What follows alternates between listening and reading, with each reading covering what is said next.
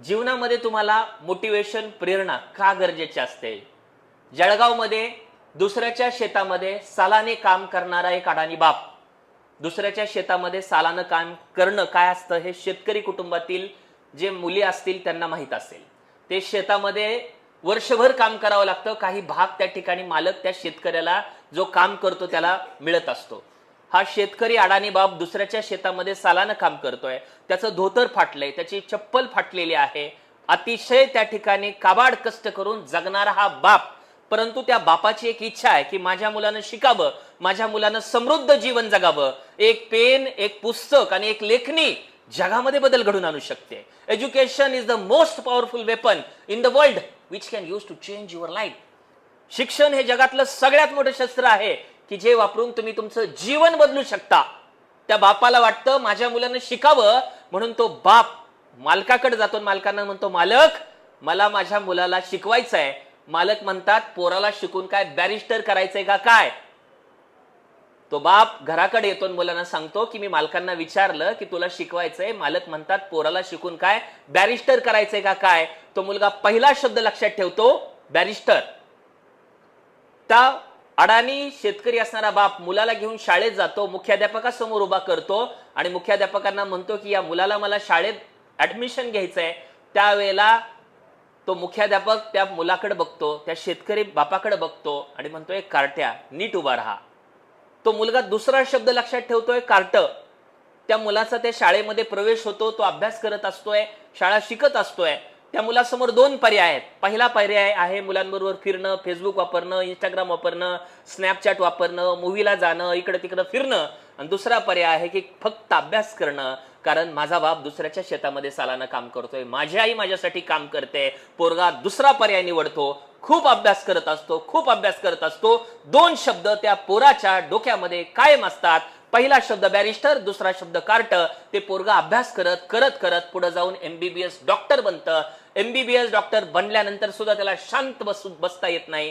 त्याला सतत काहीतरी करण्याची इच्छा असते. त्याला वाटतं काहीतरी मी करावं. म्हणून कोकणामध्ये काम करत असताना विंचू दंशावरती संशोधन तो करतो. त्याचं पेटंट त्या मुलाला मिळतं. प्रचंड प्रमाणाचं काम करत असतो आणि पुढे जाऊन त्याला असं वाटतं की काहीतरी करावं. म्हणून हा मुलगा एक पुस्तक लिहितो जो एमबीबीएस डॉक्टर आहे. पुस्तकाचं नाव आहे बॅरिस्टरचं कार्ट.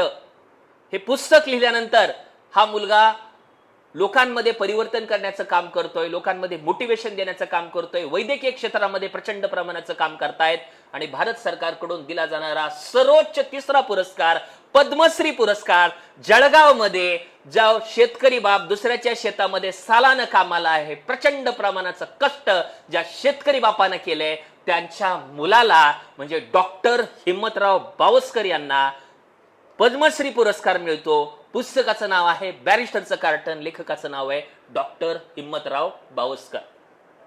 जेव्हा पद्मश्री मिळतो त्यावेळेला त्यांच्या चेहऱ्यामध्ये आनंद अश्रू असतो की आपल्या बापाची एक इच्छा आपण त्या ठिकाणी पूर्ण केलेली आहे. विद्यार्थी मित्रांनो, आज तुम्ही नीटची तयारी करताय. तुमची आई, तुमचे वडील डॉक्टर असतील, इंजिनियर असतील, वकील असतील, त्यांच्या क्षेत्रामध्ये जे काही ते काम करतायत, त्यांची एक इच्छा आहे माझ्या मुलीनं शिकावं, माझ्या मुलानं शिकावं, त्यांनी एमबीबीएस करावं, त्यांनी खूप चांगल्या प्रकारचं शिकावं, त्यांचं क्लिनिक असावं. दमलेल्या बापासाठी लेख नारळ पाणी आणि लढणाऱ्या लेकीसाठी बाप बुलंद कहाणी. बापासाठी त्याची लेख, त्याची मुलगी म्हणजे एक बुलंद कहाणी आहे. त्याची अपेक्षा आहे, त्याचं एक स्वप्न आहे की त्यांनी ते पूर्ण केलं पाहिजे. महान सपने देखने वालों के महान सपने हमेशा पूरे होते हैं, हमेशा पूरे होते हैं. मुलींनो, ते स्वप्न तुम्ही जगताय का? ते ध्येय तुम्ही जगताय का? ध्येयावर न पोचणं ही शोकांतिका नाहीये, तर पोचण्यासाठी ध्येयच नसणं ही खऱ्या अर्थानं शोकांतिका आहे. माझ्याकडे माझं ध्येय आहे का? मला काय पाहिजे, कधी पाहिजे, किती पाहिजे, या तीन प्रश्नाची उत्तरं माझ्याकडे आहेत का? एखादा प्रसंग तुमचं जीवन बदलत असतो. एखादा प्रसंग, एक प्रसंग एका मुलीच्या आयुष्यामध्ये घडला. खूप कमी वयामध्ये या मुलीचं लग्न झालं, वयाच्या 14व्या वर्षी. वयाच्या 18व्या वर्षी या मुलीला 2 मुलं झाली. या मुलीचे पती पोलीस कॉन्स्टेबल आहेत. तमिळनाडूमध्ये ध्वजारोहणाच्या एका कार्यक्रमाला ती मुलगी, नवऱ्याचं त्या ठिकाणी ते परेड चालू असतं ते पाहण्यासाठी जाते आणि तिचा पती, तिचा नवरा त्या IPS अधिकाऱ्याला एक सॅल्यूट मारतो आणि तो सॅल्यूट मारलेला पाहून तिच्यातली अस्मिता जागी होते आणि घरी आल्यानंतर ती आपल्या पोलीस कॉन्स्टेबल असलेल्या पतीला, नवऱ्याला विचारते की तुम्ही सॅल्यूट का मारला? ते म्हणतात की ते खूप मोठे अधिकारी आहेत, IPS अधिकारी आहेत. ती म्हणते हे व्हायला काय करावं लागतं? ते म्हणतात तुम्हाला UPSC करावी लागते, ग्रॅज्युएशन अगोदर करावं लागेल, UPSC करावं लागेल. त्या क्षणी तिच्या डोक्यामध्ये प्रश्न येतो की यस, आपण हे करू शकतो. तुमच्या डोक्यामध्ये प्रश्न पडायला पाहिजेत.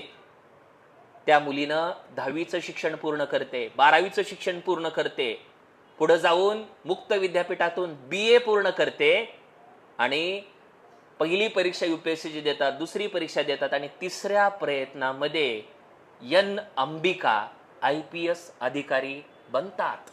एक प्रसंग लाईफ चेंज करून जातो. त्यामुळं तुमच्या अवतीभोवती घडणारे जे काही प्रसंग आहेत त्या प्रसंगाकडे तुम्ही तत्परतेने पहा.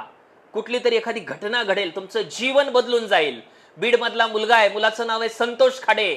संतोष खाडे MPSC ची परीक्षा पास होतात, DYSP होतात आणि DYSP झाल्यानंतर संतोष खाडे सरांची मुलाखत घेण्यात येते आणि संतोष खाडे सरांना एक प्रश्न विचारला जातो की संतोष सर, तुम्ही MPSC ची परीक्षा पास झाला, तुम्ही DYSP झाला, तुमच्या आयुष्यातली प्रेरणा काय? त्यावेळेला संतोष खाडे सर म्हणतात, माझ्या आयुष्यातली प्रेरणा सांगू का?